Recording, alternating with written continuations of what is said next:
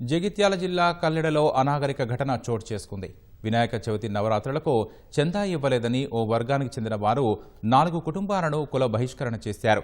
అంతటితో ఆగకుండా వారితో ఎవరూ మాట్లాడకూడదని ఊర్లో దండోరా వేయించారు.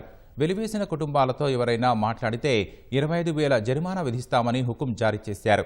ఎవరైనా మాట్లాడినట్లు సమాచారం అందినా వారికి 5,000 నజరానా కూడా ఇస్తామని ప్రకటించారు. దీంతో బాధితులు పోలీసులను ఆశ్రయించారు. ఘటనపై జగిత్యాల రూరల్ పోలీసులు కేసు నమోదు చేసి విచారణ జరుపుతున్నారు. గణపతి నిలబెట్టేసారు కులం మీద ఎప్పుడైనా కానీ. అయితే ఇది ఏంటంటే మర్యాదపూర్వకంగా అడగక గ్రూప్లో వల్గర్గా మాట్లాడేది. అది మాట్లాడినందుకు గ్రూప్లో 52 మెంబర్స్ ఉన్నారు. దానికి ఎవరు కూడా మరి ఎందుకు ఇట్లా మాట్లాడుతున్నారని ఎవరు కూడా రీప్లై చేయలేరు.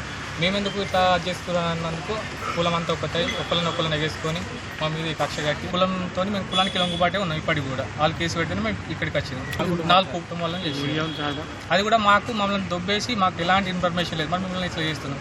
మళ్ళీ ఒక మాట ఏంటంటే వాళ్ళు మీరు అందరు కాల్ మమ్మల్ని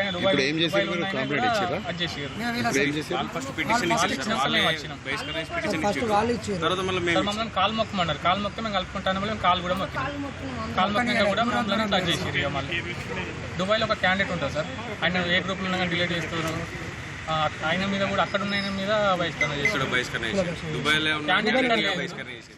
కమ్యూనిటీ సంబంధించిన వ్యక్తుల మధ్య కొంత మనస్పర్ధలు వచ్చినట్టు తెలిసింది. దానికి పర్యవసానంగా వాళ్ళు కొన్ని కుటుంబాలని వాళ్ళు వెలివేసినట్టు తెలిసింది.